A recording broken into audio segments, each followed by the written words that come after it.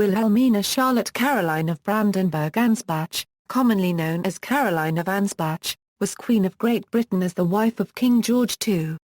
Her father, Margrave John Frederick of Brandenburg-Ansbach, belonged to a branch of the House of Hohenzollern and was the ruler of a small German state, the Principality of Ansbach. Caroline was orphaned at a young age and moved to the enlightened court of her guardians, King Frederick I and Queen Sophia Charlotte of Prussia. At the Prussian court, her previously limited education was widened, and she adopted the liberal outlook possessed by Sophia Charlotte, who became her good friend and whose views influenced Caroline all her life. As a young woman, Caroline was much sought after as a bride. After rejecting the suit of the nominal King of Spain, Archduke Charles of Austria, she married George Augustus, the third in line to the British throne and heir apparent to the Electorate of Hanover. They had 8 children, 7 of whom grew to adulthood. Caroline moved permanently to Britain in 1714 when her husband became Prince of Wales. As Princess of Wales, she joined her husband in rallying political opposition to his father King George I. In 1717, her husband was expelled from court after a family row. Caroline came to be associated with Robert Walpole, an opposition politician who was a former government minister. Walpole rejoined the government in 1720, and Caroline's husband and King George I reconciled publicly, on Walpole's advice. Over the next few years, Walpole rose to become the leading minister. Caroline succeeded as Queen and Electress consort in 1727, when her husband became King George II. Her eldest son, Frederick, became Prince of Wales. He was a focus for the opposition, like his father before him, and Caroline's relationship with him was strained. As princess and as queen, Caroline was known for her political influence, which she exercised through and for Walpole.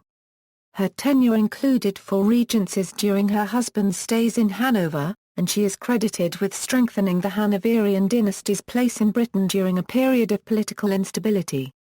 Caroline was widely mourned following her death in 1737, not only by the public but also by the king, who refused to remarry. Early life. Caroline was born on March 1, 1683 at Ansbach, the daughter of John Frederick, Margrave of Brandenburg-Ansbach, and his second wife, Princess Eleanor Edward of Saxe-Senach. Her father was the ruler of one of the smallest German states. He died of smallpox at the age of 32, when Caroline was 3 years old.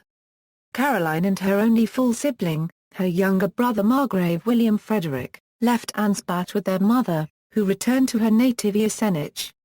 In 1692, Caroline's widowed mother was pushed into an unhappy marriage with the Elector of Saxony, and she and her 2 children moved to the Saxon court at Dresden. Eleanor Edward was widowed again 2 years later, after her unfaithful husband contracted smallpox from his mistress. Eleanor remained in Saxony for another 2 years, until her death in 1696. The orphaned Caroline and William Frederick returned to Ansbach to stay with their elder half-brother, Margrave George Frederick II. George Frederick was a youth with little interest in parenting a girl, and so Caroline soon moved to La One-Quarterzenberg outside Berlin, where she entered into the care of her new guardians, Frederick, Elector of Brandenburg, and his wife, Sophia Charlotte, who had been a friend of Eleanor Edward. Education. Frederick and Sophia Charlotte became King and Queen of Prussia in 1701. The Queen was the daughter of Dowager Electress Sophia of Hanover, and the sister of George, Elector of Hanover. She was renowned for her intelligence and strong character, and her uncensored and liberal court attracted a great many scholars, including philosopher Gottfried Leibniz. Caroline was exposed to a lively intellectual environment quite different from anything she had experienced previously. Before she began her education under Sophia Charlotte's care, Caroline had received little formal education.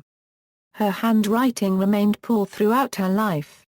With her lively mind, Caroline developed into a scholar of considerable ability. She and Sophia Charlotte developed a strong relationship in which Caroline was treated as a surrogate daughter. The Queen once declared Berlin was a desert without Caroline whenever she left temporarily for Ansbach. Marriage. An intelligent and attractive woman, Caroline was much sought after as a bride. Dowager Electress Sophia called her the most agreeable princess in Germany. She was considered for the hand of Archduke Charles of Austria, who was a candidate for the throne of Spain and later became Holy Roman Emperor. Charles made official overtures to her in 1703, and the match was encouraged by King Frederick of Prussia. After some consideration, Caroline refused in 1704, as she would not convert from Lutheranism to Catholicism. Early in the following year, Queen Sophia Charlotte died on a visit to her native Hanover. Caroline was devastated, writing to Leibniz, "The calamity has overwhelmed me with grief and sickness, and it is only the hope that I may soon follow her that consoles me." In June 1705, Queen Sophia Charlotte's nephew, George Augustus, the Electoral Prince of Hanover, visited the Ansbach court, supposedly incognito, to inspect Caroline, as his father the Elector did not want his son to enter into a loveless arranged marriage as he himself had. The nephew of three childless uncles, George Augustus was under pressure to marry and further an heir to prevent endangering the Hanoverian succession. He had heard reports of Caroline's incomparable beauty and mental attributes. He immediately took a liking to her good character, and the British envoy reported that George Augustus would not think of anybody else after her. For her part, Caroline was not fooled by the prince's disguise, and found her suitor attractive. He was the heir apparent of his father's electorate of Hanover and third in line to the British throne of his distant cousin Queen Anne, after his grandmother Dowager Electress Sophia and his father the Elector. On August 22, 1705, Caroline arrived in Hanover for her wedding to George Augustus. They were married that evening in the palace chapel at Herrenhausen. By May of the following year, Caroline was pregnant, and her first child Prince Frederick was born on January 20, 1707. A few months after the birth, in July, Caroline fell seriously ill with smallpox followed by pneumonia. Her baby was kept away from her, but George Augustus remained at her side devotedly, and caught and survived the infection himself. Over the next 7 years, Caroline had 3 more children, Anne, Amelia and Caroline, all of whom were born in Hanover. George Augustus and Caroline had a largely successful marriage, though he continued to keep mistresses, as was customary for the time. Caroline was well aware of his infidelities, as they were well known and he told her about them. His 2 best-known mistresses were Henrietta Howard, later Countess of Suffolk, and, from 1735, Amalie von Walmoden, Countess of Yarmouth.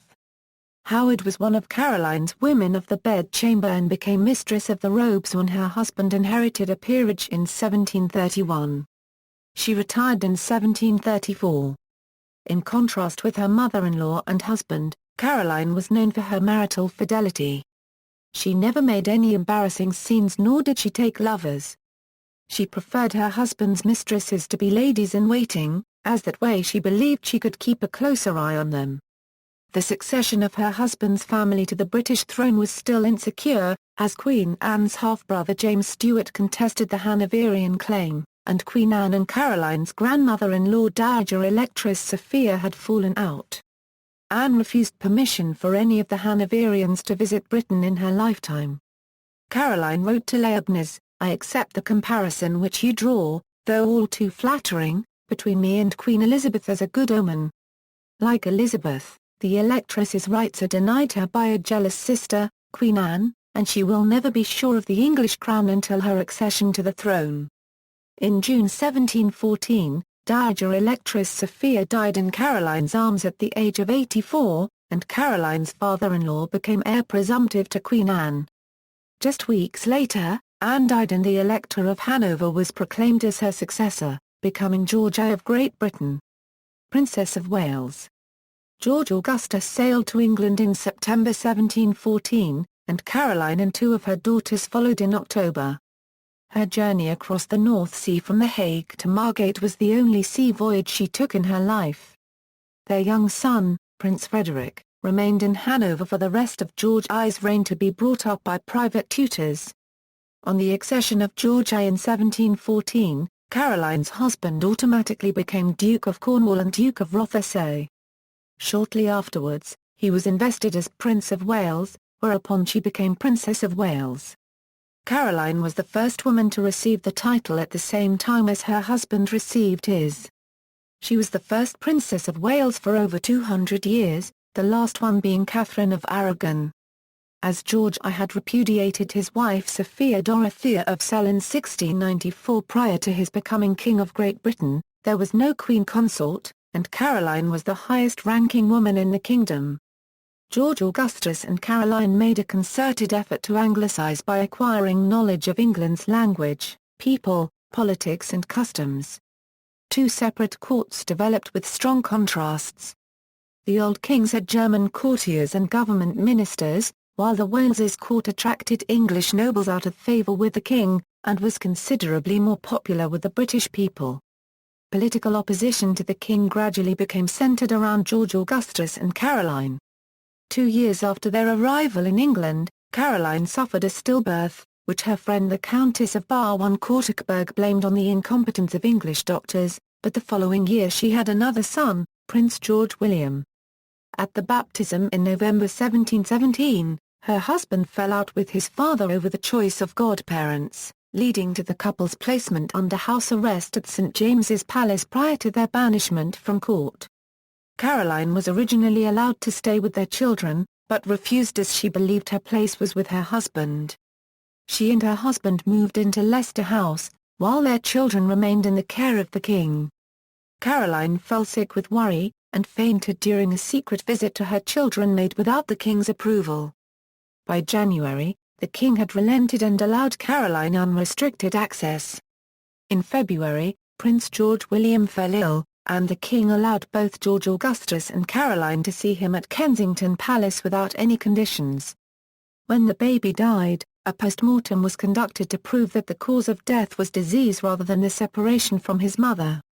Further tragedy occurred in 1718, when Caroline miscarried at Richmond Lodge, her country residence. Over the next few years, Caroline had 3 more children, William, Mary and Louise. Leicester House became a frequent meeting place for the ministry's political opponents. Caroline struck up a friendship with politician Sir Robert Walpole, a former minister in the Whig government who led a disgruntled faction of the party. In April 1720, Walpole's wing of the Whig party reconciled with the governing wing, and Walpole and Caroline helped to effect a reconciliation between the king and her husband for the sake of public unity. Caroline wanted to regain her 3 eldest daughters, who remained in the care of the king, and thought the reconciliation would lead to their return, but negotiations came to nothing. George Augustus came to believe that Walpole had tricked him into the reconciliation as part of a scheme to gain power. The prince was isolated politically when Walpole's Whigs joined the government, and Leicester House played host to literary figures and wits, such as John Arbuthnot and Jonathan Swift, rather than politicians.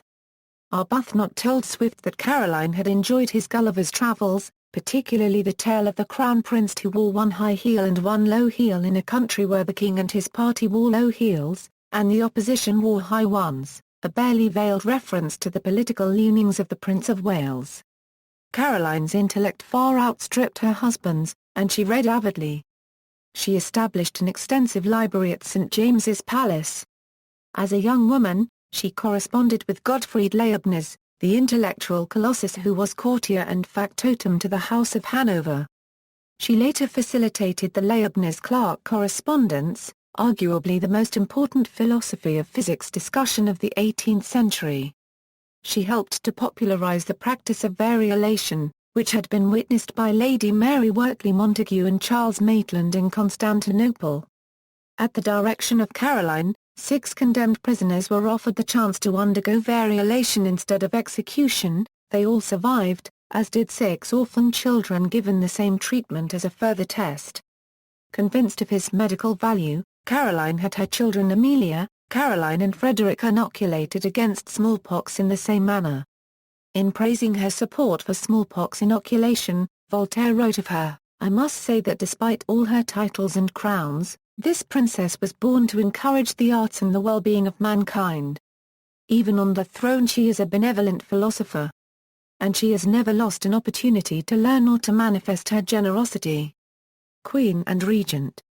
Caroline became queen consort on the death of her father-in-law in 1727, and she was crowned alongside her husband at Westminster Abbey on October 11 that year. She was the first queen consort to be crowned since Anne of Denmark in 1603. Though George II denounced Walpole as a rogue and rascal over the terms of the reconciliation with his father, Caroline advised her husband to retain Walpole as the leading minister. Walpole commanded a substantial majority in Parliament and George II had little choice but to accept him or risk ministerial instability. Walpole secured a civil list payment of £100,000 a year for Caroline, and she was given both Somerset House and Richmond Lodge. Courtier Lord Hovey called Walpole the Queen's minister in recognition of their close relationship. For the next 10 years, Caroline had immense influence. She persuaded the king to adopt policies at the behest of Walpole, and persuaded Walpole against taking inflammatory actions. Caroline had absorbed the liberal opinions of her mentor, Queen Sophia Charlotte of Prussia, and supported clemency for the Jacobites, freedom of the press, and freedom of speech in Parliament. Over the next few years, she and her husband fought a constant battle against their eldest son, Frederick, Prince of Wales, who had been left behind in Germany when they came to England. He joined the family in 1728, by which time he was an adult, had mistresses and debts, and was fond of gambling and practical jokes. He opposed his father's political beliefs, and complained of his lack of influence in government. The Regency Act 1728 made Caroline rather than Frederick regent when her husband was in Hanover for 5 months from May 1729. During her regency, a diplomatic incident with Portugal was diffused, and the negotiation of the Treaty of Seville between Britain and Spain was concluded. From May 1732, she was regent for 4 months while George II was again away in Hanover. An investigation into the penal system uncovered widespread abuses, including cruel treatment and conspiracy in the escape of wealthy convicts. Caroline pressed Walpole for reform, largely unsuccessfully. In March 1733, Walpole introduced an unpopular excise bill to Parliament, which the Queen supported, but it gathered such strong opposition that it was eventually dropped. Caroline's entire life in Britain was spent in the southeast of England in or around London. As Queen, she continued to surround herself with artists, writers and intellectuals. She collected jewelry, especially cameos and intaglios, acquired important portraits and miniatures, and enjoyed the visual arts. She commissioned works such as terracotta busts of the kings and queens of England from Michael Risbach, and supervised a more naturalistic design of the royal gardens by William Kent and Charles Bridgeman. In 1728, she rediscovered sets of sketches by Leonardo da Vinci and Hans Holbein that had been hidden in a drawer since the reign of William III. Caroline's eldest daughter Anne married William IV of Orange in 1734, and moved with her husband to the Netherlands. Caroline wrote to her daughter of her indescribable sadness at the parting. Anne soon felt homesick, and travelled back to England when her husband went on campaign. Eventually, her husband and father commanded her to return to Holland. Final years. In mid-1735, Frederick, Prince of Wales, was further dismayed when Caroline, rather than himself, again acted as regent while the king was absent in Hanover. The king and queen arranged Frederick's marriage, in 1736, to Princess Augusta of Saxe-Gotha. Shortly after the wedding, George went to Hanover, and Caroline resumed her role as protector of the realm. As regent, Caroline considered the reprieve of Captain John Porteous, who had been convicted of murder in Edinburgh. Before she could act, a mob stormed the jail where he was held and killed him. Caroline was appalled.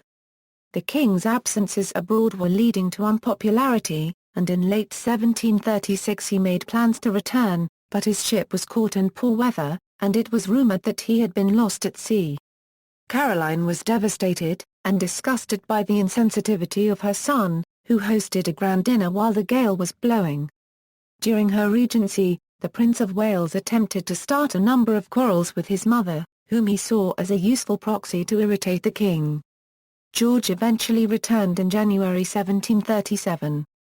Frederick applied to Parliament unsuccessfully for an increased financial allowance that had hitherto been denied him by the king, and public disagreement over the money drove a further wedge between parents and son.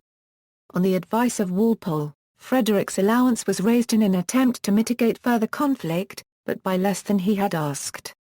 In June 1737, Frederick informed his parents that Augusta was pregnant, and due to give birth in October. In fact, Augusta's due date was earlier, and a peculiar episode followed in July in which the prince, on discovering that his wife had gone into labor, sneaked her out of Hampton Court Palace in the middle of the night, to ensure that the king and queen could not be present at the birth. George and Caroline were horrified. Traditionally, royal births were witnessed by members of the family and senior courtiers to guard against supposititious children, and Augusta had been forced by her husband to ride in a rattling carriage for an hour and a half while heavily pregnant and in pain. With a party including two of her daughters and Lords Hervey, the Queen raced over to St. James's Palace, where Frederick had taken Augusta. Caroline was relieved to discover that Augusta had given birth to a poor, ugly little she-mouse rather than a large, fat, healthy boy, as the pitiful nature of the baby made a supposititious child unlikely. The circumstances of the birth deepened the estrangement between mother and son. According to Lord Hervey, she once remarked after seeing Frederick, "Look, there he goes, that wretch. That villain. I wish the ground would open this moment and sink the monster to the lowest hole in hell." In the final years of her life, Caroline was troubled by gout in her feet, but more seriously she had suffered an umbilical hernia at the birth of her final child in 1724. On November 9, 1737, she felt an intense pain and, after struggling through a formal reception, took to her bed. Her womb had ruptured. Over the next few days she was bled, purged, and operated on, without anesthetic, but there was no improvement in her condition. The king refused Frederick permission to see his mother, a decision with which she complied. She sent her son a message of forgiveness through Walpole. She asked her husband to remarry after her death, which he rejected, saying he would take only mistresses. She replied, "Ah, mon Dieu, si la n'empêche pas." On November 17, her strangulated bowel burst. She died on November 20, 1737 at St. James's Palace. She was buried in Westminster Abbey on December 17. Frederick was not invited to the funeral. George Friedrich Handel composed an anthem for the occasion, The Ways of Zion Du Mourn/Funeral Anthem for Queen Caroline. The king arranged for a pair of matching coffins with removable sides, so that when he followed her to the grave, they could lie together again. Legacy. Caroline was widely mourned. The Protestants lauded her moral example, and even the Jacobites acknowledged her compassion, and her intervention on the side of mercy for their compatriots. During her lifetime her refusal to convert when offered the hand of Archduke Charles was used to portray her as a strong adherent to Protestantism. For example, John Gay wrote of Caroline in A Letter to a Lady, "The pomp of titles easy faith might shake, she scorned an empire for religion's sake, for this, on earth, the British crown is given, and an immortal crown decreed in heaven." She was widely seen by both the public and the court as having great influence over her husband. A satirical verse of the period went, "You may strut, dapper George, but 'twill all be in vain, we all know 'tis Queen Caroline, not you, that reign Euro, you govern no more than Don Philip of Spain. Then if you would have us fall down and adore you, lock up your fat spouse, as your dad did before you." The memoirs of the 18th century, particularly those of John, Lord Hervey, fed perceptions that Caroline and Walpole governed her husband. Peter Quennell wrote that Hervey was the chronicler of this remarkable coalition, and that she was Hervey's heroine. Using such sources, biographers of the 19th and 20th centuries credit her with aiding the establishment of the House of Hanover in Britain, in the face of Jacobite opposition. R. L. Arkell wrote, "By her acumen and geniality, Caroline ensured the dynasty's rooting itself in England," and W. H. Wilkins said her gracious and dignified personality, her lofty ideals and pure life did much to counteract the unpopularity of her husband and father-in-law, and redeem the early Georgian era from utter grossness. Although modern historians tend to believe that Hervey, Wilkins and Arkell have overestimated her importance, it is nevertheless probable that Caroline of Ansbach was one of the most influential consorts in British history. Titles, Styles, Honours and Arms. Titles and Styles, 1683 Euro 1705, Her Serene Highness Princess Caroline of Brandenburg-Ansbach, 1705 Euro 1714, Her Serene Highness the Electoral Princess of Hanover, 1714 Euro 1727, Her Royal Highness the Princess of Wales, 1727 Euro 1737, Her Majesty the Queen, Honours. Caroline County in the British colony of Virginia was named in her honour when it was formed in 1727. Arms. The royal coat of arms of the United Kingdom are impaled with those of her father, John Frederick, Margrave of Brandenburg-Ansbach. The arms of her father were quarterly of 15, first, perfes gules and argent, within a bordure counterchanged of the same. Second, argent, an eagle displayed sable, crowned or. Third, or, a griffin segrant gules, crowned. Fourth and fifth, argent, a griffin segrant gules. Sixth, or, a griffin segrant sable. Seventh, argent, an eagle displayed sable. Eighth, purple argent and gules within a bordure counterchanged of the same. Ninth, argent, an eagle displayed sable. 10th, or, a lion rampant sable, crowned, within a bordure gob on a copyright argent and gules. 11th, gules, 2 keys in satire or. 12th, quarterly argent and sable.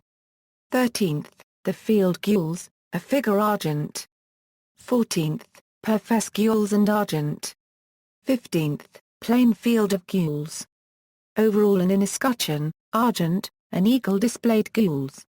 Issue: Caroline's 10 pregnancies resulted in 8 live births. 1 of her children died in infancy, and 7 lived to adulthood. Ancestry, notes. Sources: R.L. Caroline of Ansbach. London, Oxford University Press. Black, Jeremy. Walpole and Power. Stroud, Gloucestershire, Sutton Publishing. ISBN A0-7509-2523-X. Boutell, Charles, 1863. A Manual of Heraldry, Historical and Popular. London, Windsor and Newton ppA 245 Euro 246. ISBN A1-153-77482-8. Fryer, M. Fryer, Mary Beacock. Busfield, Arthur. Toffoli, Gary. Lives of the Princesses of Wales. Toronto, Dundren Press Limited. ISBN A978-0-919670-69-3. Hanham, Andrew. Caroline of Brandenburg-Ansbach and the Anglicization of the House of Hanover. In Campbell Orr, Clarissa. Queenship in Europe 1660 Euro 1815, The Role of the Consort. Cambridge University Press ppA 276 Euro 299. ISBN A0-521-81422-7. Hickens, Mark. Wives of the Kings of England, From Hanover to Windsor. London, Peter Owen Publishers. ISBN A0-7206-1271-3. Quennell, Peter. Caroline of England. London, Collins, Taylor, Stephen. Caroline. Oxford Dictionary of National Biography. doi, 10.10934720. Retrieved July 3, 2011. Van der Kist, John. George II and Queen Caroline. Stroud, Gloucestershire, Sutton Publishing. ISBN A0-7509-1321-5. Wharton, Joseph, ed. The Works of Alexander Pope, ESQ 4. London, Beloy Alla, Weir, Alison. Britain's Royal Families, The Complete Genealogy. London, Vintage Books. ISBN A978-0-09-953973-5. Wilmont, Thomas. Regal Heraldry. London, W. Wilson. Asina B. 100 OKQJTM. Wingfield, Marshall. A History of Caroline County, Virginia. Richmond, Virginia, Truett Christian. Further reading, Gerard, Christine. Queens in Waiting, Caroline of Ansbach and Augusta of Saxe-Gotha as Princesses of Wales. In Campbell Orr, Clarissa. Queenship in Britain, 1660–1837, Royal Patronage, Court Culture and Dynastic Politics. Manchester University Press ppA 142–161. ISBN A0-7190-5770-1. Marschner, Joanna. Queen Caroline of Ansbach and the European Museum Princely Tradition. In Campbell Orr, Clarissa. Queenship in Britain, 1660–1837, Royal Patronage, Court Culture and Dynastic Politics. Manchester University Press ppA 130–142. ISBN A0-7190-5770-1. External links, Caroline of Ansbach at the Royal Collection, Portraits of Caroline Wilhelmina of Brandenburg-Ansbach at the National Portrait Gallery, London.